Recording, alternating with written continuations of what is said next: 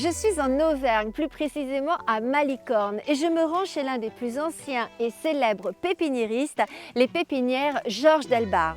C'est une histoire de famille depuis 3 générations. Et c'est Arnaud Delbar qui a repris le flambeau et qui va me servir de guide au milieu des arbres fruitiers et des rosiers, 2 spécialités de la maison.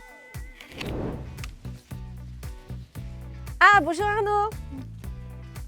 Ah, bonjour Caroline. Ça va Comment bien? ça va? Très bien, et toi? Mais oui, je te cherchais dans toute cette immensité. Ouais, écoute, tu m'as trouvé devant ma pomme. Donc là, je te retrouve au milieu des vergers, au milieu des pommes. C'est un peu normal, parce que c'est de là qu'a démarré l'histoire de ta famille. Oui, exactement. C'est mon grand-père qui a, grâce à un livre qu'il a écrit en 1947, qui s'appelle Les beaux fruits de France, et il en a fait une petite BD expliquant de A à Z comment créer son verger de ses propres mains. Donc c'est un du peu, départ. tout a démarré l'histoire de votre famille de ce livre, quelque part. Oui, ce livre, parce que ce livre a eu beaucoup de succès, il a fait le tour du monde. Et les gens lui ont écrit en disant « Monsieur Delbar, vous avez fait un travail de synthèse exceptionnel et vous avez beaucoup de variétés, mais sachez que moi en Chine, moi aux États-Unis, moi en Russie, j'ai aussi accès à des variétés et j'aimerais vous les envoyer. » Et c'est comme ça qu'est né ce verger où nous sommes aujourd'hui. C'est génial. Donc c'est un peu le verger du bout du monde, en fait, avec tout Oui, alors, à la base. Oui, alors mon grand-père disait que c'était le verger du centre du monde, parce qu'en fait tout a convergé ici. Ouais. Et puis surtout, ce qu'il a eu comme idée, c'est qu'il a reçu toutes ces variétés et il les a plantées, il les a observées, il s'est dit mais à l'intérieur de ça, il doit y avoir des pépites, des variétés très intéressantes. Alors il y a les arbres colonnaires, vous en avez créé de nombreux. Les gens ne connaissent pas forcément les arbres colonnaires, j'aimerais bien que tu m'en présentes, parce que je sais qu'il y en a plein ici autour de nous. Bien sûr, ça sera avec joie. Bon bah alors on y va. On y va. Les voilà ces arbres colonnaires, Exactement. ils portent bien leur nom, donc arbre en colonne. Exactement, l'arbre en colonne. Donc en fait, c'est une caractéristique génétique de cet arbre qui va pousser en colonne. Et alors là, on n'a pas du tout besoin de les tailler pour le coup. Non, aucune taille. On la laisse comme ça, tu vois, quand on regarde bien l'arbre ici, on voit Donc aucun coup de sécateur. Comme ça, parce que on laisse comme forcément, ça. il va prendre cette forme. Il va prendre cette forme, donc il va s'épaissir un petit peu, mais il ne va pas être trop divergent. Ah. D'accord? Alors de temps en temps, on a une branche qui part un petit peu sur la droite ou sur la gauche. Celle-là, on lui donne un coup de sécateur, mais ça veut dire qu'on a peut-être 2 ou 3 coups de sécateur à donner par an. Donc c'est un arbre très facile. Tu le plantes, t'attends qu'il pousse, t'oublies pas de l'arroser régulièrement et lui donner un petit peu à manger de temps en temps. Et c'est tout ce que tu as à faire et ensuite tu profites des fruits et tu les croques et c'est délicieux. Quelles sont les différentes espèces de fruits qu'on peut avoir? Il y a des poires, il y a des pommes. Oui, on peut avoir des pommes ici, d'accord, mais on peut avoir aussi des prunes, des cerises. Alors ça, c'est une variété de poire qui s'appelle Londres, d'accord, qui est verte. Et puis on en a une autre qui s'appelle Moscou. Et qui est rouge. Et qui est rouge. Qui est plus rare, hein, celle-là. Oui, plus rare. Bon, les deux sont rares, mais elle est moins commune, celle-ci.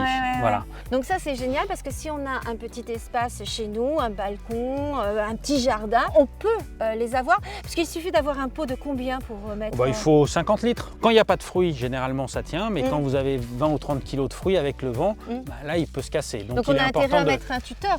Il faut mettre un gros tuteur. Je suis contente, tu vois, d'avoir appris des choses sur l'arbre colonnaire qui est très peu connu pour le coup.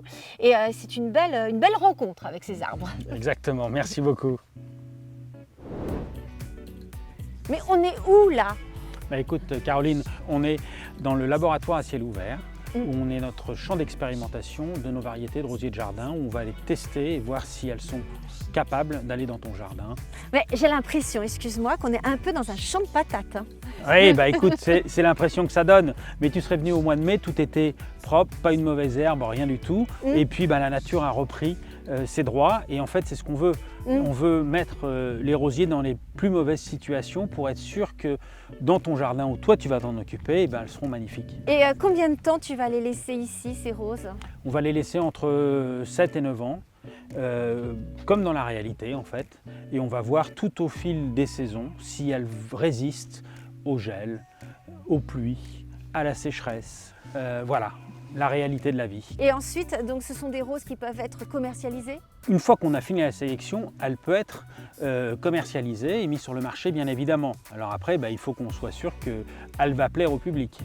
Donc là, c'est l'aspect esthétique qui rentre en jeu ou complètement, c'est l'aspect esthétique. Est-ce qu'elle a du parfum, pas du parfum? Là, on est sur l'hédonisme, en fait. L'aspect technique, il est validé, c'est résistant, ça fleurit.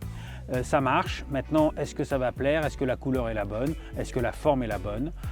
On verra. Bah, moi, j'aimerais bien avoir une rose à mon nom. C'est possible?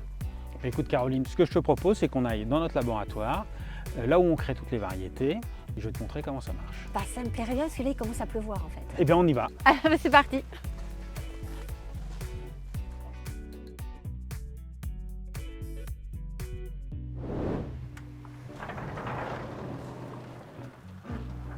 Ah ouais. Mais on est où là, Arnaud? Bah, écoute, là, on est dans ce qu'on appelle la salle des mariages. Donc, Ah. c'est là où on va initier le processus de création variétale. Alors, quelles sont les différentes étapes de la création? Bien, la première étape, c'est déjà de connaître ses géniteurs, les papas et les mamans, bien les connaître, quelles sont leurs caractéristiques qui sont importantes et que nous souhaitons transmettre à la descendance. Donc là, dans un premier temps, on enlève les pétales. On enlève les pétales et ensuite on vient récolter les étamines délicatement. La deuxième, une fois qu'on a fait ça, eh bien, c'est de prendre le pollen du papa, donc c'est comme le spermatozoïde, Bien sûr. et on va aller délicatement le poser avec un pinceau sur le pistil de la maman, du rosier, qui va porter les graines. Et qu'est-ce que ça va donner ensuite? Bien là, maintenant, ça va donner un fruit qui va mettre entre 4 et 5 mois à fructifier.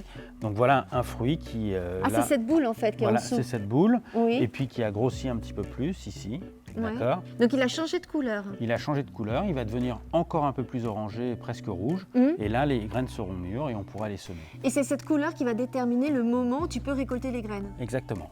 Et est-ce qu'on peut justement récolter les graines, ensemencer les fleurs à n'importe quelle période de l'année?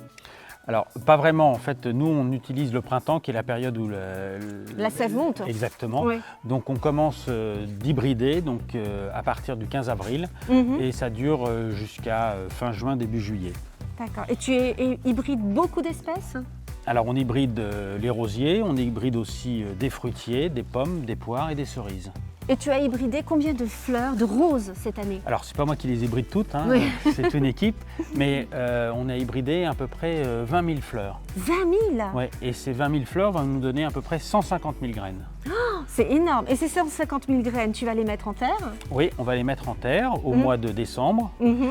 et vont lever à peu près 50%, donc on va dire 70 000. C'est quand même un taux de perte énorme. Oui, mais bon, Oui, ça c'est ne marche comme pas à ça, chaque ouais, fois. ouais.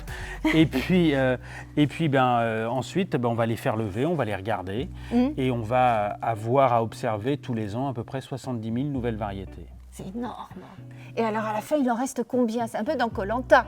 À la fin, il en reste combien? Eh bien, en fait, il en reste très peu puisque ces 70 000 nouvelles variétés, il va nous en rester 3 au bout de 7 à 9 ans. Et souvent, on utilisait les fleurs de nos grands-pères, de nos grands-mères qu'on gardait.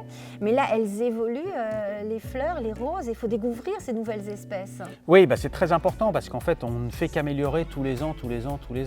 Donc, c'est un peu comme les voitures. Il y a 50 ans, la 2 chevaux, c'était une révolution. C'était la voiture à avoir parce qu'elle était top. Et bien aujourd'hui, ce n'est plus. Alors, les collectionneurs l'aiment et ils font bien de l'aimer, il n'y a aucun problème. Mais on a évolué.